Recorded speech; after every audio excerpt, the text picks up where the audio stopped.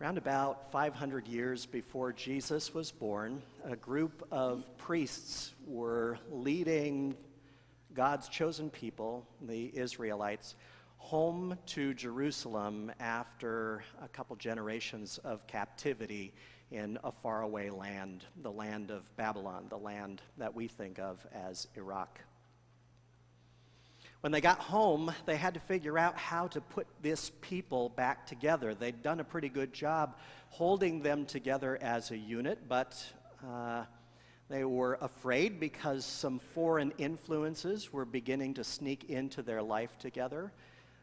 You know that you have adapted to your local culture as a Jewish person when one of the governors who is sent back to Jerusalem by the Persian Shah, one of his names instead of a good Jewish name is something like Zerubbabel.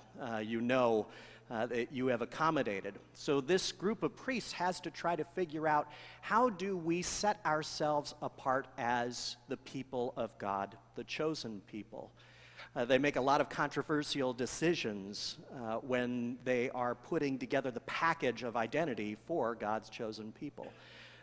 Ezra famously gathers all of the households and tells them that he is declaring a people-wide divorce between all Jews and foreign spouses. And I would have thought that that would have been the end of the whole adventure right then and there.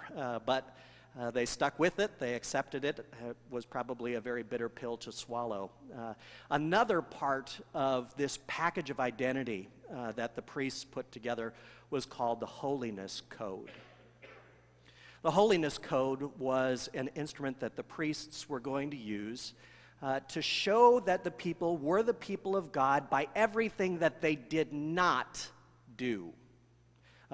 Everything that they did not touch, every activity in which they did not engage, and, very importantly, every animal that they would not eat. There's all sorts of great language right at the beginning of the Holiness Code in the book of Leviticus about the people of God being allowed to eat hoofed animals that chew the cud, but not hoofed animals that don't chew the cud, and not animals that chew the cud but don't have hooves. Goes through a whole process of, yes, you can eat anything you want out of the ocean, except if it doesn't have scales or fins. Do you know what that means? They had to refrain from eating. They had no lobster in their diet. Poor, the sacrifices we make for the work of God. Wow. This whole Holiness Code gets put together, and it's all about thou shalt not. We are going to draw a line around the people of God, and what will make them the people of God is our observance of all of these thou shalt nots. And then the priests, out of a place of faithfulness, I am sure, but also out of a place of desperation to see the people brought together in their identity, what they do when they write down this Holiness Code is they say, these are the words of God. It's not us speaking. This is Almighty God speaking. And the people accepted that. The people accepted that. Jesus did not so much accept that. Jesus, throughout his earthly ministry, spent a considerable amount of time deconstructing the claims of authority that those priests made several centuries before him. Instead of saying, yes, Yahweh God, God's self, told you to avoid eating pork so that you could be spared the awful reality of trichinosis. Jesus instead said, you know how the old-timers told you not to eat pigs? or the old-timers told you not to do this, or the old-timers told you not to do that. Jesus, well, to us in a way that sounds very subtle, but I imagine that it would have been very in their face for the Jewish community that he was speaking to. Jesus is refusing to allow the priests to claim that the God of the universe is the one who is absolutely heaven-bent against people wearing polyester. That's not exactly right, but mixed fabrics and all of that kind of stuff. Jesus rips the rug of authority out from underneath them. The holiness code is revealed for what it really is, a program for national identity, for a leadership of a people who need to find that identity in troubling times. Jesus spends much of his earthly ministry doing that, ripping the rug out from underneath the authority figures of that religious community. He would say, not Yahweh God allowed you this loophole in the law. Instead, he would say, Moses allowed you that loophole in the law because Moses knew that you were weak. He does this over and over and over and over again. And finally, after he fulfills the demands of the law from his cross-shaped throne, Jesus, risen from the dead, ascended into heaven, comes to his old buddy Rocky, Peter, while Peter is in a moment of prayer on the rooftop of a home in Joppa. And he lets down the sheet from heaven. There are all sorts of animals in that sheet. There are the clean and the unclean. And Jesus says, hey, Pete, I know you're a fisherman, but why don't you try your hand at the bow and arrow? Rise up and kill. Have at it. Go ahead and eat. And Peter is just so us, right? In this moment of what sounds to me like false modesty, says, oh, Lord, nothing unclean has ever passed my lips. Like, yeah, Peter, yeah, right. First of all, I doubt it. And do you remember the uncleanness that passed your lips on the way out as you denied your Lord? But that's a whole other sermon. Peter says, no, I couldn't possibly do that. And in one moment,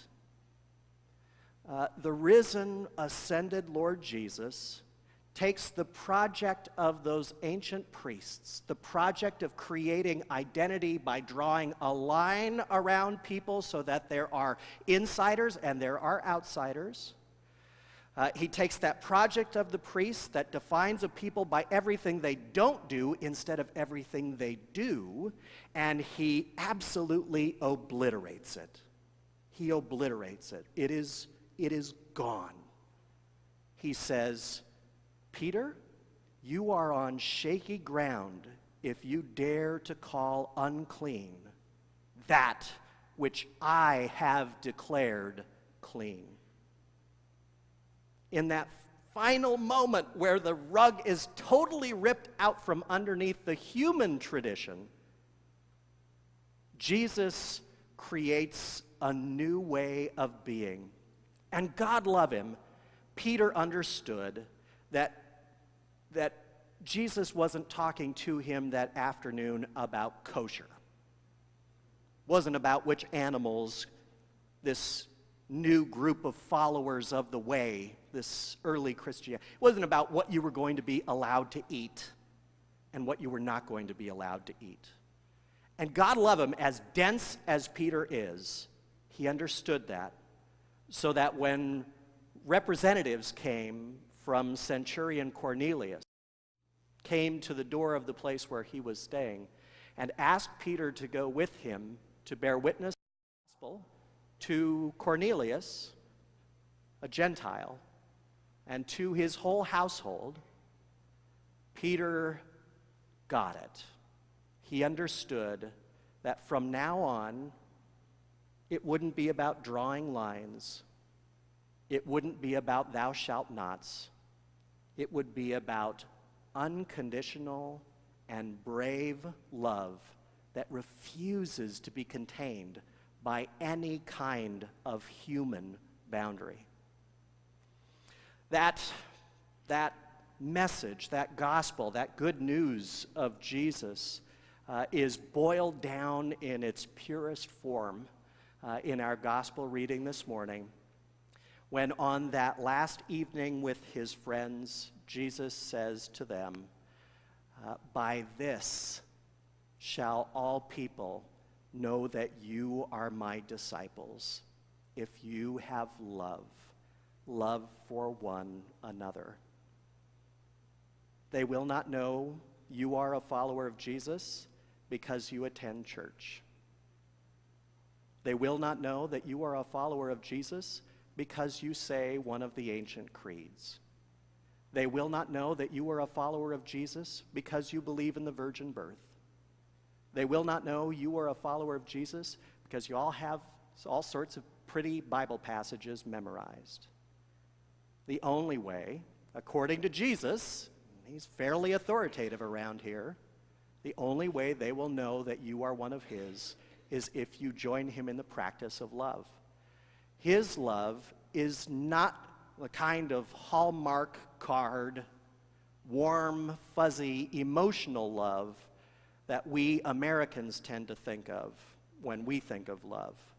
His love is embodied love, a love embodied in service to others. He says these words, "By this all peoples will know that you are my disciples, if you have love for one another," as he is standing up from just having washed their feet, including the foot of Judas. "By this shall people know that you are my disciples, if you have love for one another." You are people of love. You will not be Christians if you engage in the drawing of boundaries, who's in and who's out. You will not be Christians if you are only focused on observing the thou shalt nots. You become followers of the way. You live into your baptism when you take a moment, breathe deeply in the love you have received unconditionally from God, and then, like a kingdom entrepreneur, start to dream about what your love for the people in your life might look like. How could you show loving service to your household? And it's not just saying, "I love you," and it's not just a peck on the way out the door. It's got to be more than that. How can you show love to your coworkers? And it's not trying to shove Bible verses down their throats. How would they know that you love them? By the ways that you serve them. That service, writ large with love in society, becomes justice. How do we become agents of that justice? How do we become agents of that justice while drawing the lines ever larger? I don't have the answer to that. Jesus has a dream for that, and part of our work is to listen to him. If he spoke to Peter on that rooftop about that whole system of in and out being thrown away, and a new system of an ever-growing circle being created, he will guide you as well. So remember, we do not practice, this is not Christianity, hate the sin, but love the sinner. That's Pharisaism, not Christianity. We practice love, unconditional love, love that refuses to be contained by ethnicity or socioeconomic class or political party. We practice a love that is reckless, a love that is better than fair, and that is humanity's hope for meeting Jesus. Your love for one another and for the people in your lives.